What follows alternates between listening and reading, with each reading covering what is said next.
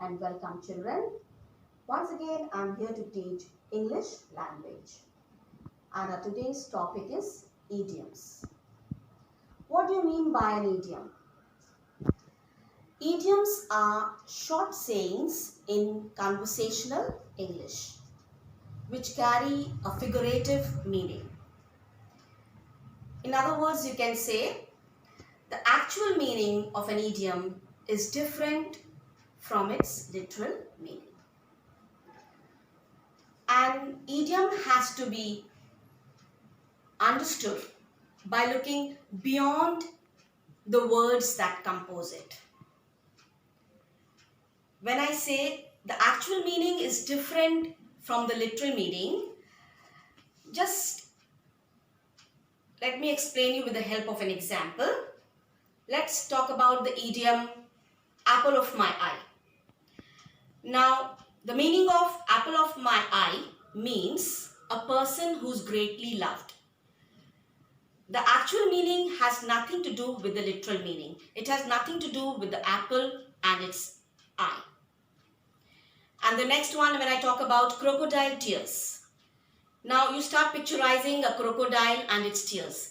But the meaning has got nothing to do with the crocodile and its tears. It has got a different meaning. It means fake tears, false grief.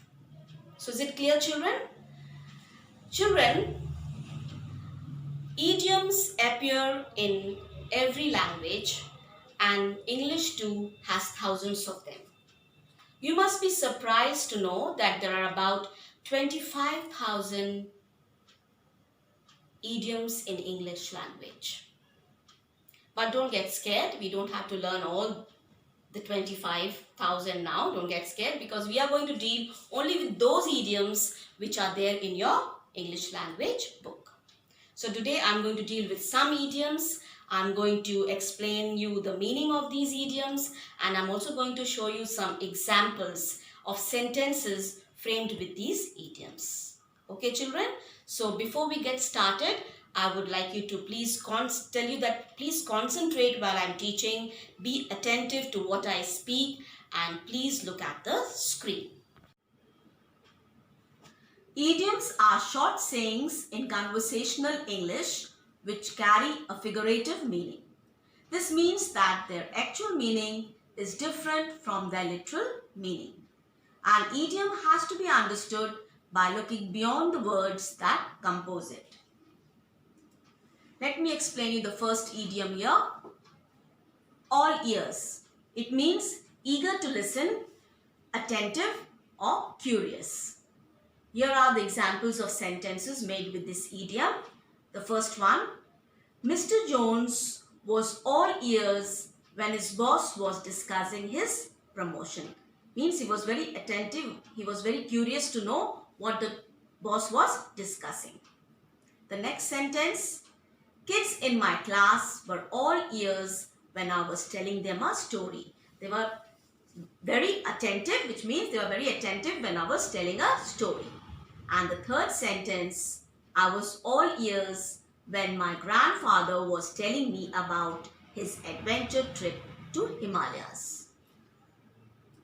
Now the next idiom, that is bed of roses. It means an easy, comfortable life. Here are examples of sentences made with this idiom. The first one, a farmer's life is no bed of roses, which means a farmer's life is not a very comfortable and easy life because he has to work very hard. The second sentence, the life of the royal family is a bed of roses in United Kingdom of Great Britain, which means it's a very comfortable life for the royal family people in United Kingdom of Great Britain. Now the third sentence, she found that taking care of old parents was not a bed of roses. It was not an easy task. It was not a comfortable one, which means. And the last one, life is not a bed of roses because there are ups and downs in life. Now the next idiom, that is the third one, crocodile tears, which means false tears or false grief, just to show that you're sad, but actually the person is not sad. Look at the first sentence here. His crocodile tears moved no one. No one was affected by the false tears of the person. The next sentence, he showed his crocodile tears when his aunt died. He showed false tears. He was not actually sad, but he was just trying to show that he was sad. So he showed his crocodile tears when his aunt died. Now the third sentence, they weep crocodile tears for the poor, but are basically very happy with things as they are. Just to show that you are very sad for the poor, but actually you are not very sad. So you just weep crocodile tears for the poor. The fourth one, 11th hour, which means at the last minute. Look at the sentences as I read out the sentences, children. The firefighters arrived at the 11th hour to rescue the people, which means the firefighters arrived at the last minute to rescue the people.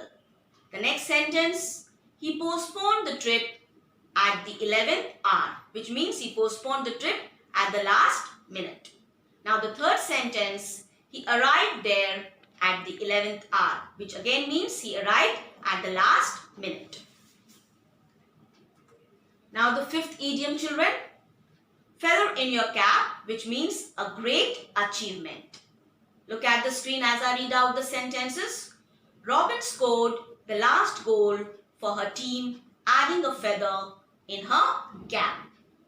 The next sentence, winning the tournament added a feather to his cap. And the last one, he will have one more feather in his cap after he finishes the difficult assignment. Now the sixth one, ring a bell, which means to call something to mind. Look at the sentences as I read out. The first one, I don't remember her face, but her name rings a bell, which means I don't remember her face, but somehow the person is trying to recall who the person is. The next sentence, the name rings a bell, but I cannot recall where I have heard it before. And the last one, the place he was talking about rang a bell, but I couldn't remember where I had heard about it. Now the seventh idiom, that is the last idiom which I am going to discuss today, children. Open a can of worms, which means to cause trouble, or you can say a situation that causes a lot of problem. The first sentence, the discovery of the secret diary opened a can of worms. The second sentence, the can of worms was wide open when he asked her about her past. And the last one, I'm not opening a can of worms by answering that question. I hope, children, you have understood the meaning of these idioms. So I want you to do something in your rough copy. Write these idioms in your rough copy with their meanings and write all the sentences which I have shown you just now in your rough copy. And I also want you to write, or I want you to frame one sentence of your own with these idioms. Is it clear, children? I hope it's clear to you. That's all for today. Thank you and have a nice time.